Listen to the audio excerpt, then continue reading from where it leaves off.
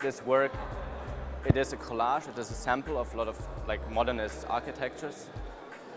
I cut out like kind of elements that function in a way on their own from like modernist buildings and reassembled them. And in a way it is as well like it is a kind of a form of a reconstruction, but it's not a reconstruction of anything that exists.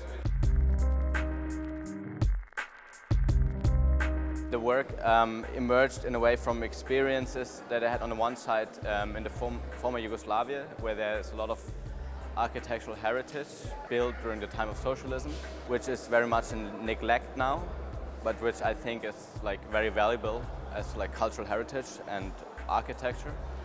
But not only formally, I think as well, like it is as well a reflection of its time and the social conditions. The other context is the context of Berlin, which is very much as well like full of history and dealing with history. And in a way, it's like a paradox of the project in itself being a monument of reiterating this dealing with history.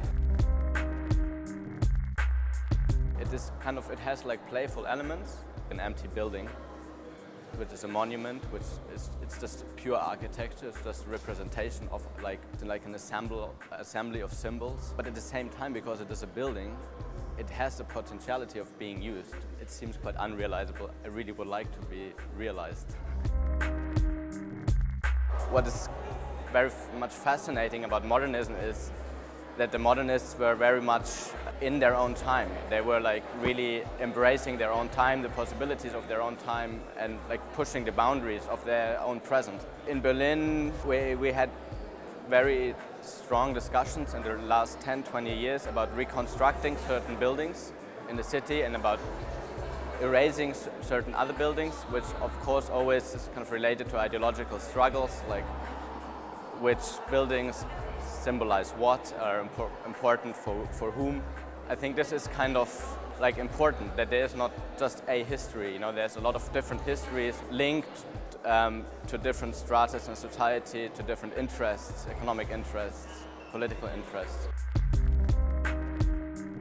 The strength of the discipline of architecture actually is like the structural principle of architecture is to bring a lot of disparate levels together and make them work. Like in communication with a lot of different people, in contradiction with this whole star architect thing, because I think architecture thrives on cooperation.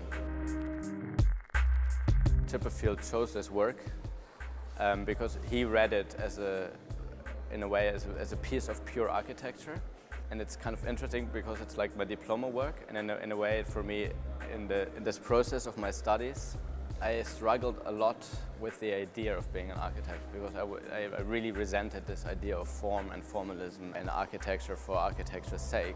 And then, ironically, my diploma work can be read as architecture for architecture's sake.